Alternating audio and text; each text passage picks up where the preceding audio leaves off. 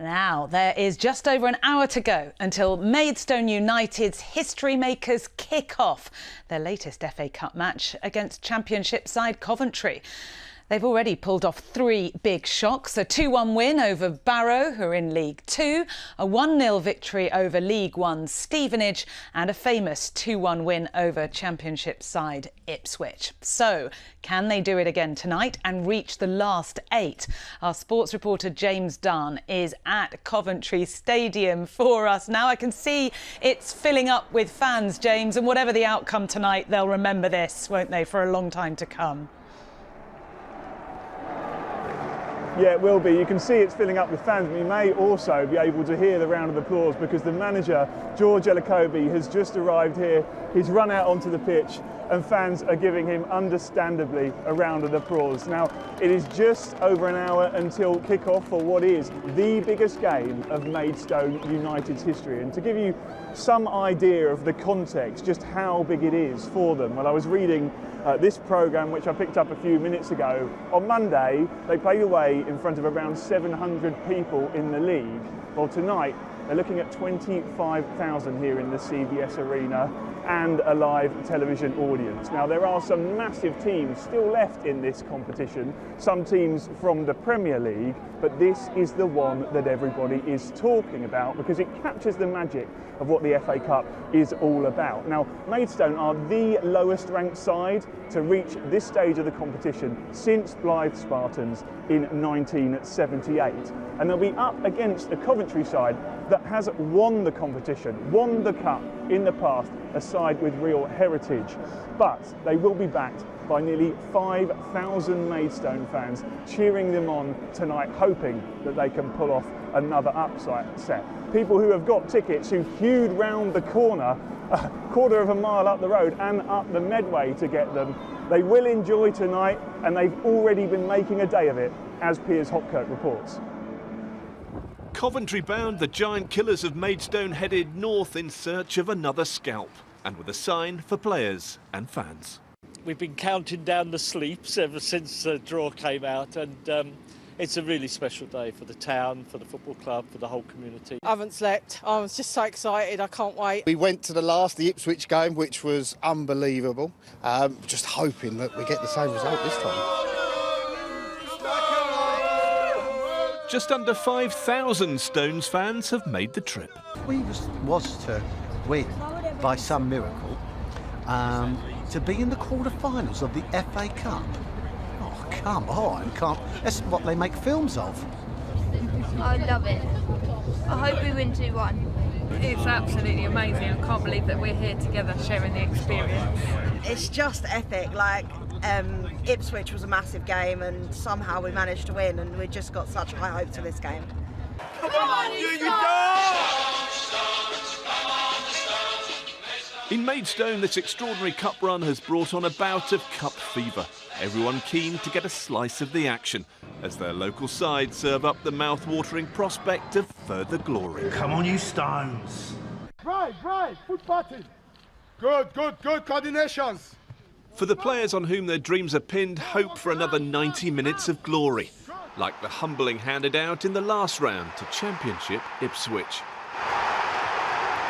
I think all the boys are excited, the momentum, the history that we've made. I think we're really together on this, and we don't fear anything right now. Sam Corn is in on goal here! Just incredible! Everyone's got to be on the money. We're going to need a lot of luck again, like we've had in the previous rounds, but if you can't get up for this Monday night game, then I don't know the football game that you're going to get up for.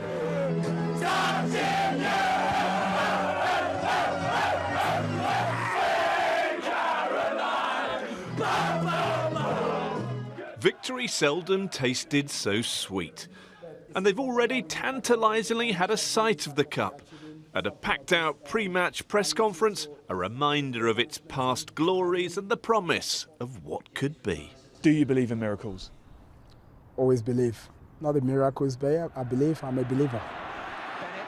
Opponents Coventry, of course, have had their own taste of cup glory, lifting the trophy back in 1987. Just 2 years later, the Sky Blues were humbled by non-league Sutton Manager Mark Robbins knows the path to glory has its share of banana skins. There's a chance that there's a giant killing, and it happens all the time, and they'll have a big following, there's no doubt. You know, I think they've sold their allocation of tickets, and they'll be definitely noisy, and they'll be excited, and that's why the FA Cup's so exciting. The Stones are the lowest ranked side to get to this stage of the competition since Blythe Spartans way back in 1978. Maidstone's chief executive, for one, though, is daring to dream. Imagine if this was Wembley, eh? Can you imagine it? What a lift another win would be. Piers Hopkirk, BBC South East Today. Well, George Elokobi, Super Elokobi as they call him, has been over there signing autographs the whole time. He's only just wandered off. And the fans here absolutely love him in the away end, which, as you can see here, is really filling up. I've seen some great outfits today, someone dressed as a dinosaur, and there's one lad over there who seems to have smuggled in a human-sized cardboard cutout of the FA Cup. It's been quite an atmosphere, it's only getting better, and my colleague Juliette Parkin's been outside the stadium talking to a few of the fans. Well, fans are arriving here this evening, getting ready for what could be one of the biggest game of their lives for Maidstone United supporters. Let's have a chat with the Daniels family over here now. So just tell us, how excited are you? We're so excited. We went to the last match against Ipswich and it was very exciting and fun, and we've been making stuff and building up for this game, and it's just amazing. Can you give us a score prediction this time? What do you reckon?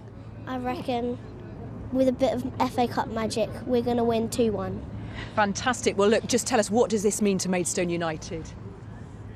They talk about dreams coming true in the football fraternity. For Maidstone, it'll never happen again. No. It's just incredible. How important was it to you to get a ticket to come up here this evening? Extremely important. I was down at Maidstone queuing up for a good couple of hours sort of thing to get my ticket, and yeah, it was chuffed to bits when we got them. Really, really was. So yeah, just hope, fingers crossed, bring it home today. It'd be amazing. It is the magic of the Cup, isn't it? Anything can happen, can't it? Anything can happen in the FA Cup. We proved it in the last round, and yeah, let's just hope and pray we can do it again today. That'd be absolutely amazing for us. So yeah, bring on the Stones. We've got to get this banana in shot. Come on, tell us a bit about your costume. Well, I think, so the last game I was standing behind the 3 bananas, so we had this at home and I thought I'd wear it just to bring the banana army together. So come on, you Stones. Well, you look fantastic. Just tell us, can you give us your prediction as well for the score? I want to say 2-1 to Maidstone. Let's hope so. Well, thank you so much for talking to us. Have a great time this evening. Well, a lot of people getting very excited here. The tension is rising, but so too the enthusiasm for what could be one of the most exciting games in this club's history. We're back onto Elokobi watch now. He's over there kicking the ball around on the pitch, and the fans are absolutely loving it. I mean, he is just one of many of the cult figures that have been created by this incredible cup run. Another of them, of course, is the goalkeeper, Lucas Covolan, who is largely responsible for keeping them in the game and keeping them ahead in that game against Ipswich. Now, earlier this week, I met him at the coffee shop where many of the players go and hang out, and they talk about things going on in the camp. It's one of the things that make them such a strong unit. And he talked to me about the incredible journey that he's had on the way to Maidstone. And once more, the ball is in the gloves of Lucas Covolan. It is very special. It's difficult to describe still and put the words together. I think if you have the image of the game and then just me collapsing it, all the emotions that we've been through, basically, the past and then the whole game. Man of the match in an incredible cup victory, there's just a small part of Lucas Covolan's amazing journey. As a teenager, he loved to skateboard, but he was signed as a youth by top-tier Vasco da Gama in Brazil and later called up to play for the national under-20s team. It was like such an emotional moment. You dream so much of being a footballer, and then you're gonna go and represent Brazil. Lucas had a series of loan spells but struggled to nail down a permanent #1 spot, so he headed to Europe. First Spain, then Sussex, from Whitehawk to Lewes to Worthing and on to Torquay United. where he scored in the playoff final that got them promoted to the Football League. That was just like a scene that I'm never gonna forget, like in my life. Yes, obviously. At Torquay was just like unbelievable. From there, he moved to Port Vale, a club with status and history. But having worked so hard to get there, it came with huge personal pressure.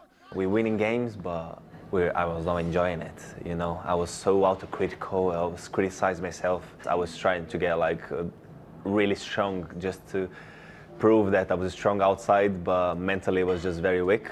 Eventually, things came to a head when the assistant manager asked him the question, "Are you okay?"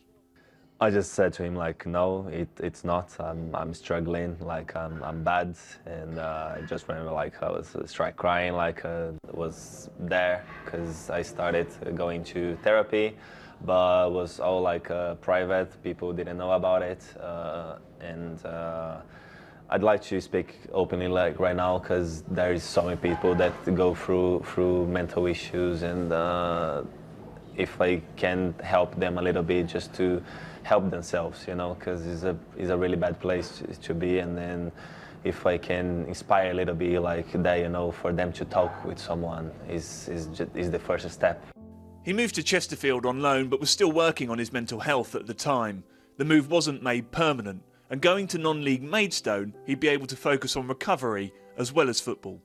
After everything that you've gone through, do you feel like it's all led to this moment, the 5th round of the FA Cup? Yes, definitely. Everything happens for a reason.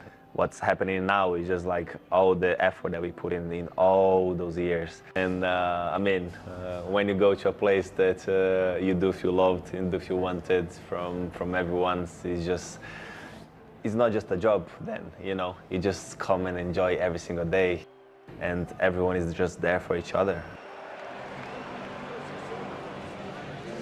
Well, right on cue, just as I said, Lucas Covolan, he came running out onto the pitch and got a huge round of applause from the away end here. Now the rest of the team are training on the pitch here, and even though it's an hour to kick off, I just think they want to give the fans everything they can for this evening. They say that history is written by the winners. I think whatever happens tonight, just to get here is incredible. For the people here in the away end, this will forever be the story of Maidstone United and how far they've come. It's really spine-tingling, isn't it, James? Enjoy the game and the Banana Army too. Thank you very much. And you can listen to full commentary of the match thanks to our fantastic colleagues over at BBC Radio Kent. Their coverage begins shortly at 7 on all frequencies and on BBC Sounds.